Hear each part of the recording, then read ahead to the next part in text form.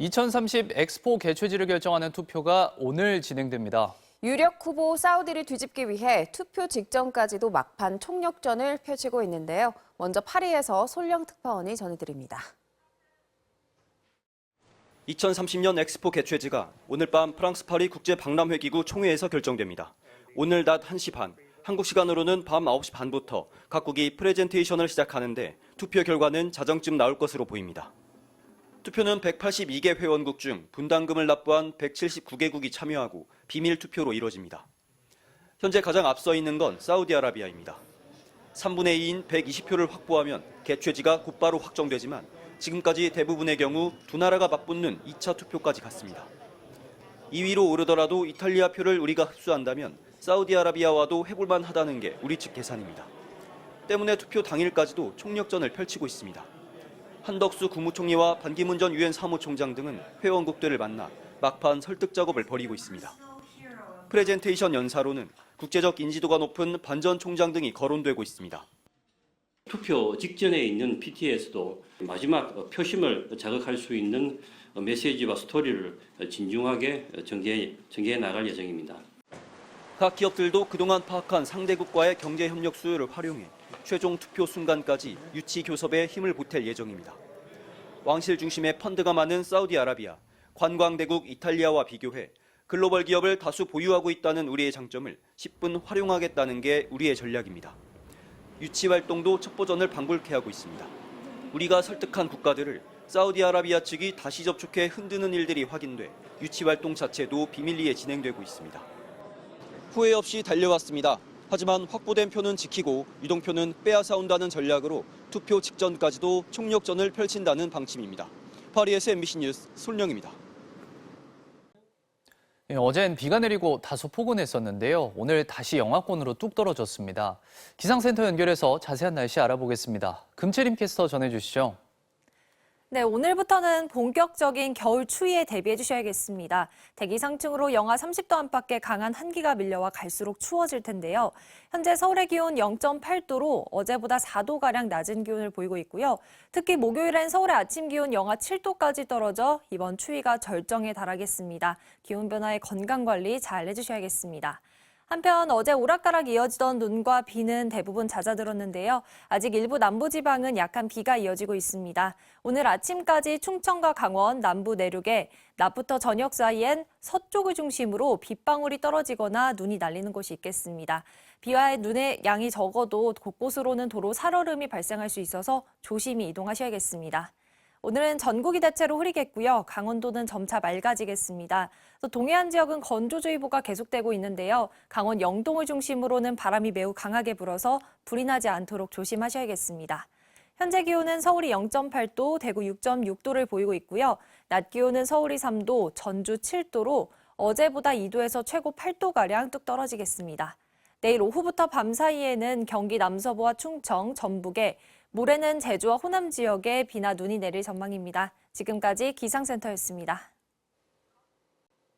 북한이 비무장지대 안에 있는 감시초소 GP를 복원하고 있는 것으로 파악됐습니다. GP 철수는 5년 전 9.19 군사합의의 상징과도 같은데요. 군사적 긴장이 높아지고 있습니다. 홍희표 기자입니다.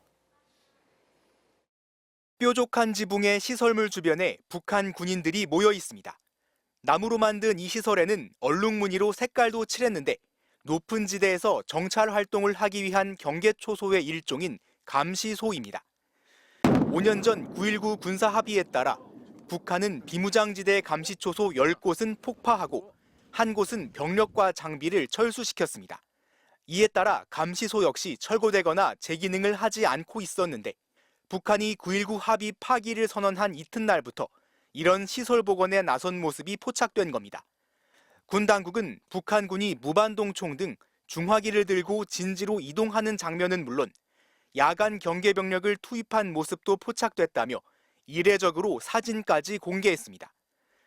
국방부는 북한의 도발 행위를 예의주시하고 있다고 밝혔습니다. 북한의 복원 조치에 대한 대응 조치를 즉각적으로 이행할 만반의 준비를 갖춰 나갈 것입니다. 김명수 신임 합동참모의장은 우리도 상응한 조치가 이뤄질 것이라며 북한군에 상응하는 감시초소 복원에 나설 가능성을 시사했습니다. 북한의 정찰위성 발사를 계기로 9.19 합의 일부 효력 정지부터 북한의 파기 선언, 그리고 감시초소 복원까지 남북의 군사대치가 빨라지는 가운데 윤석열 대통령은 북한 동향을 빈틈없이 감시하면서 국민들이 안심할 수 있도록 확고한 군사대비 태세를 유지하라고 지시했습니다. MBC 뉴스 송희표입니다. 북한의 군사정찰 위성 발사와 관련한 유엔 안보리 회의가 열렸지만 성과 없이 끝났습니다. 북한은 정당한 주권 행사라고 주장했고 중국과 러시아가 북한을 감쌌습니다. 뉴욕에서 강나림 특파원입니다. 북한의 군사정찰 위성 발사 문제를 논의하기 위해 소집된 유엔 안보리 공식 회의. 안보리 이사국 발언에 앞서 유엔 관계자는 북한의 군사정찰 위성 발사는 안보리 결의 위반일 뿐 아니라 국제 항공과 해상 교통에 심각한 위험을 초래할 수 있다고 지적했습니다. Security Council resolutions expressly prohibit the DPRK from conducting any launches using ballistic missile technology. 이에 대해 북한은 정당한 주권을 행사했을 뿐이라며 반발했습니다. 현재 5,000개 이상의 위성이 지구 궤도를 돌고 있는데 왜 북한의 인공위성에 대해서만 문제 삼느냐면서 미국의 핵무기 위협 때문에 방어권을 행사하는 거라고 주장했습니다. The typical outcome of the heinous hostile policy of the United States aimed at depriving our countries of its sovereignty and right to existence and development. 이해 당사국 자격으로 참석한 한국은 북한이 안보리 결의를 위반하는 것을 넘어 조롱하는 수준에 이르고 있다고 비판하면서 안보리 차원의 대응을 촉구했습니다. It is deeply concerning to see the authority of this august body repeatedly eroded and ridiculed by the DPRK. We need to act resolutely before it is too late to fix this.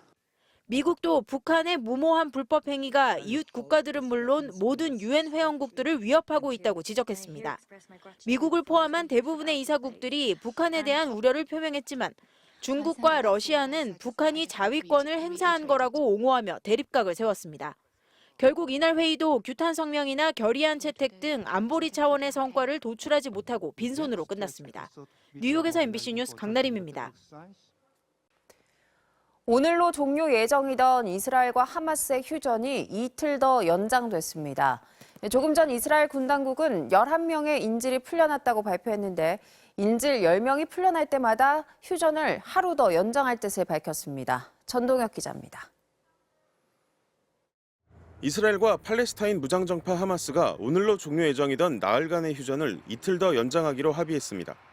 양측의 휴전과 인질 석방 협상을 중재한 카타르 외무부는 소셜미디어를 통해 인도적 휴전을 이틀간 연장하는 데 합의가 이뤄졌다고 밝혔습니다. 이스라엘 측은 오늘 4차 인질 석방이 제대로 이루어지는 것이 먼저라고 강조했는데 조금 전 이스라엘 군 당국은 11명의 인질이 가자에서 풀려나 이스라엘로 오고 있다고 발표했습니다. He said that we are open to the extension of this humanitarian pause. For every 10 hostages released, we're willing to give an extension of another day.